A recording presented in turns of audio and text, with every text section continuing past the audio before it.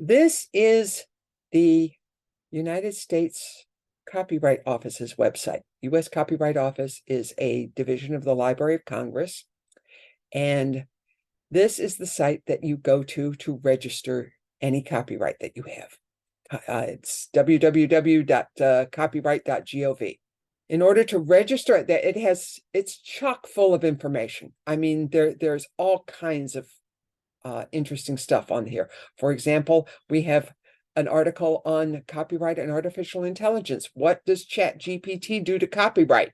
For example, there's a new small claims board. There's the U.S. Code. There's just all kinds of stuff. It'll tell you the current fees. It'll tell you about who the Copyright Office is. It'll show you the current law. It does piles of stuff. Anyway, what we're going to do is register a copyright. So we're going to click on the Learn More link. They don't have a direct link to this, okay? You go to the Learn More link, and it tells you what the limitations are if you need help. And it tells you that you can't use a standard application to register a collection of unpublished works. So you need to read the important notices. And if you have a deposit account, which you would do if you were an attorney, then you would read that. But if you're registering as an individual, you don't need to. What you need to do is log into the copyright registration portal, which click this button and it takes you to the registration portal.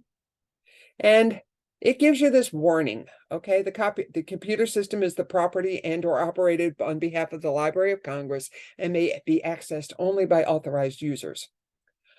Users may access and use the library's computer system only for official business and in accordance with library regulations.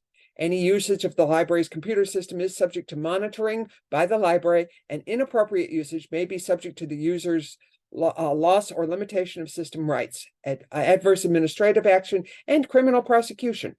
By accessing and using the library's computer system, users are consenting to monitoring of their activities and communications on the system.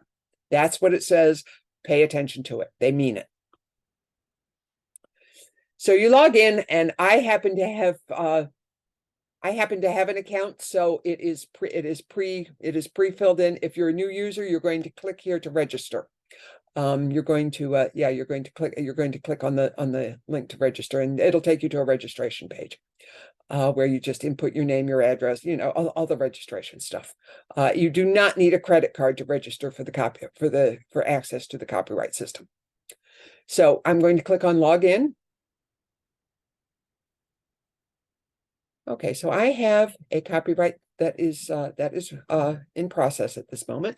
Okay, and what I'm going to do is click on here, and I'm going to do a standard application. And it goes through and it explains all of the things that are required for a standard application. It may be used to register most works, including an original work and a derivative work, a collective work, or a compilation, but there are exceptions to this. It may be used to register one work, including one collective work or one derivative work. You can't register two or more unpublished works. For that, you would need to register a group of unpublished works. You can't register two or more photographs. You would have to register a group of photographs. You can't register two or more issues of a serial newspaper, newsletter, or contributions that were published in a periodical. Again, you'd have to register groups of unpublished works. Okay, you may not use it to register a group of updates to a non-photographic database. You may not use it to register a renewal registration. You may not use it to issue foreign works that have been restored to copyright protection, and you may not use it to register mask works and vessel designs.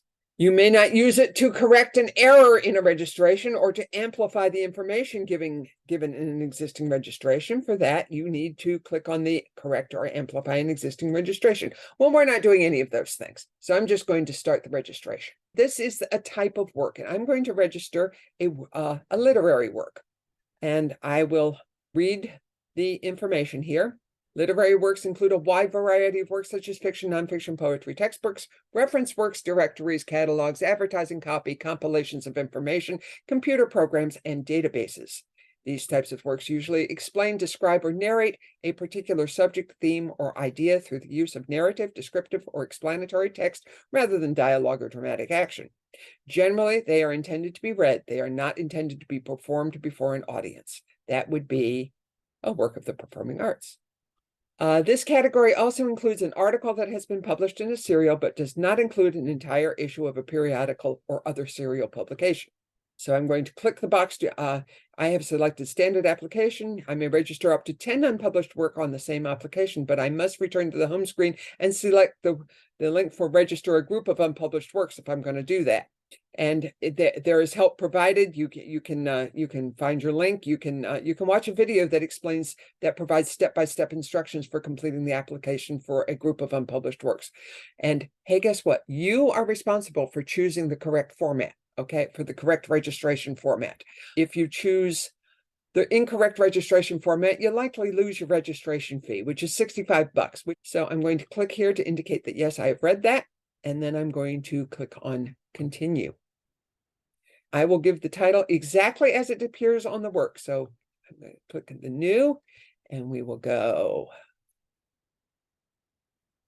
I have a choice of title type, and the one I picked is the title of the work being registered, a previous or alternative title, a title of a larger work, a series title, or a contents title. I'm selecting the title of the work to be registered, and I'm doing a patent law and drafting for beginners, writing your own patent application, and I will save that. So titles, I've gotten the titles done, and it enters the title into the system, and I click on continue. Has this work been published? This work has actually not been published, so no. The year of completion, that's 2023. I finished it this year. I have not pre-registered the work, so I don't need to do that. I will click on continue. Okay, so now it wants to know the authors, and I'm just going to add me because, hey, guess what? I'm the author. Nancy Baum-Delane, citizenship. I have to tell it that, yes, I am a citizen of the United States. I will give it my year of birth. It is not anonymous. This is not a work made for hire. And I will save that. Author created text. There's nothing else in there. So we click on the save. I'm the only author in this work. If there were somebody else who was authoring this work, I would now click on new and add the other author with the same steps as I added myself. Now it wants to know who's claiming copyright. And I will again add me. And that would be me. There is no transfer statement needed. And we will just go, I am the copyright claimant. We will go continue. Next, it wants to know any limitations on the claim. Did I not create something that's in this work that I need to disclaim ownership of? Okay, but I created the entire work. So we're just going to click on continue here. Rights and permissions. Again, they're going to contact me. We will go continue. Correspondent, add me. Continue. I do not want special handling. Special handling is something that you get when you are immediately pre-litigation, if there's a customs issue, or if there's some reason to expedite the certificate.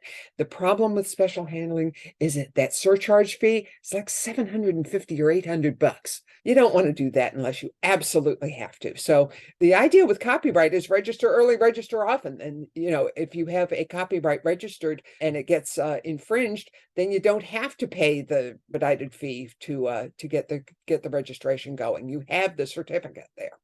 So we are going to click on continue because, hey, guess what? I don't want to do that. I certify that I am the author. You have author, copyright claimant, or owner of or the authorized agent. So I, as an attorney, can do this for my clients. And I type my own name. And you can optionally put in a note to the Copyright Office and click on continue. Certification is done. And then it comes up and it gives you a listing of everything you put in. And you have the opportunity at this point to go back and edit whatever you want to go back and edit. It gives you all of that. And then I'm going to click on save for later because I'm not going to buy the copyright registration right now. We will go through at some point and pay the $65 per and have copyright registration on these two works of authorship.